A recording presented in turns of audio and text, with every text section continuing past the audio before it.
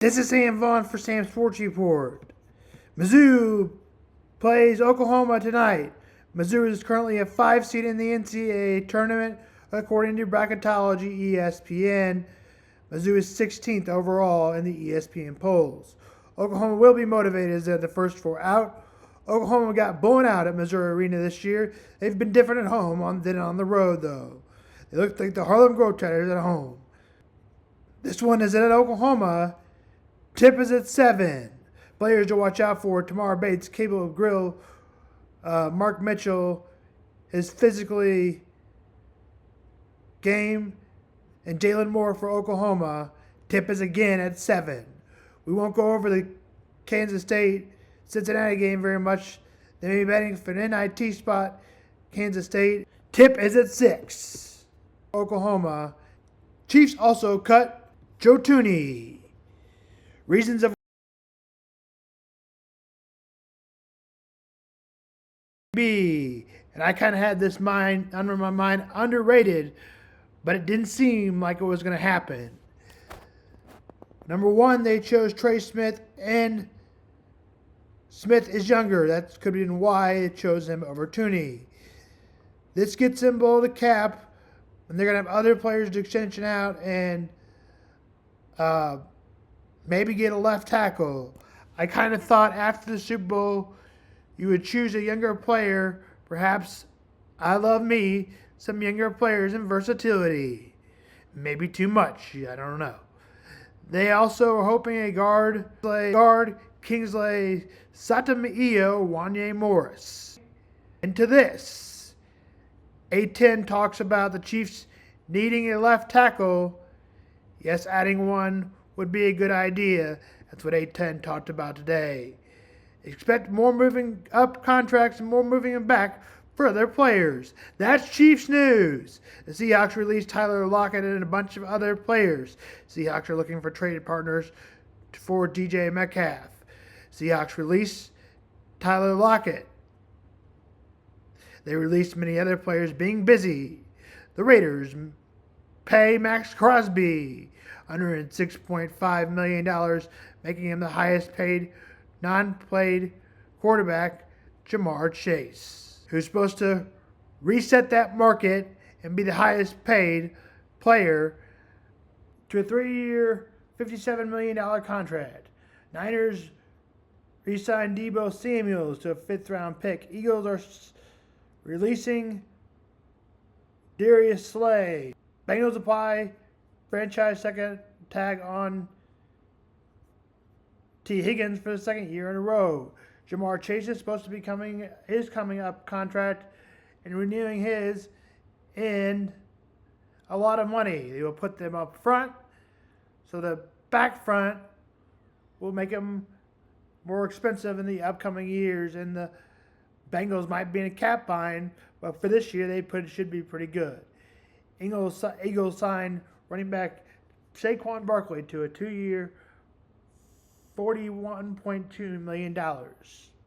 4 is Ronnie Stanley. He's the left tackle for the Chargers. They're talking about, I better start editing these fast because I don't want to keep getting stories out and keep having to do another story. Eagles are re-signing Zach Braun to a 3-year, $51 million contract.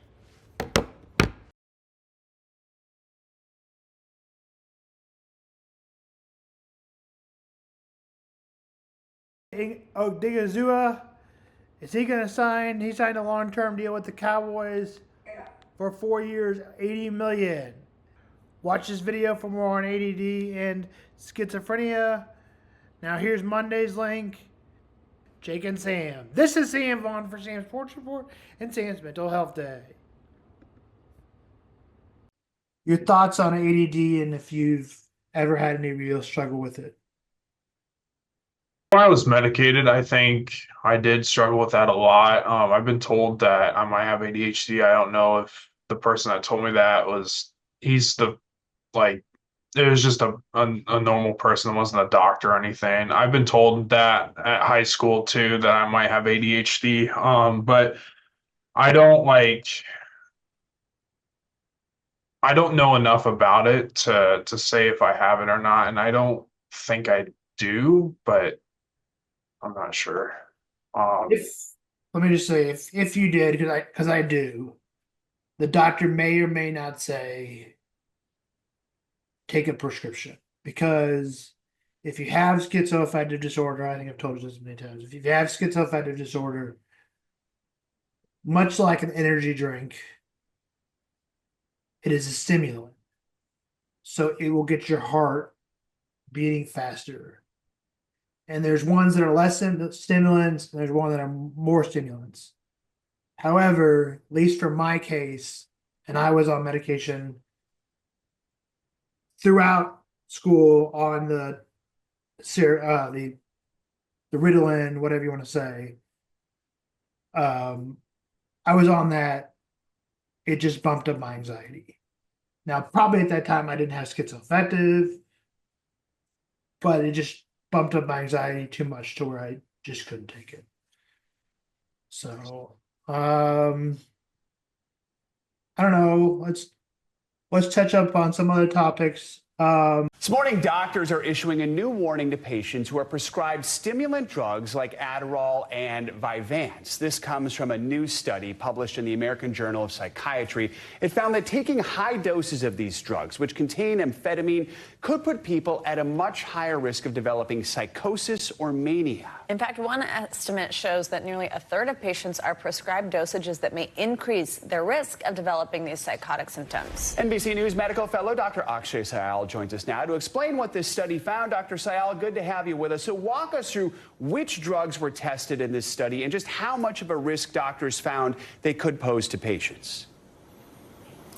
Good morning, guys. Yeah, so the link here between psychosis and mania and amphetamine stimulants isn't new. That's something that we've known for a while. But guys, what is new, just as of a few hours ago, is that we're sort of getting some information about what doses are required to sort of increase your risk here of developing those symptoms like psychosis or mania. And you can see here what we found is that, if you take more than these doses on the screen, so more than 40 milligrams of Adderall, more than 100 milligrams of Vyvanse, or 30 milligrams there of dexedrine, you have a 5.3 greater likelihood of developing psychosis, and that's what the authors considered here a high dose. There's also an increased level of risk for those taking a medium dose, which is sort of 20 to 40 milligrams of Adderall, about 50 to 100 of Vyvanse. So if you are somebody who's taking those doses, you just want to be a little bit more cautious, especially if you have a family history of somebody in the family who's developed psychosis or mania. You really want to be careful about how much Adderall or how much Vyvanse you're taking there, guys.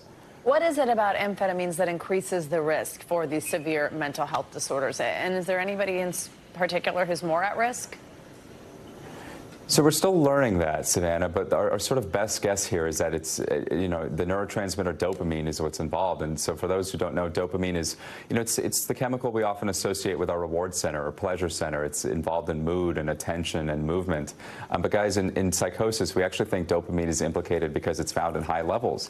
And so these amphetamine drugs can actually increase the level of dopamine in the brain. And if you get too much of it, that's what we sort of think is driving the association here, Savannah, but we're still really figuring out the exact reason why. So we had a separate recent study that found stimulant use in U.S. adults skyrocketing in the last few years, up 30% for people between 20 to 39 years old. At the same time, doctors say developing psychosis or a similar disorder is quite rare. So just how much should this study concern folks?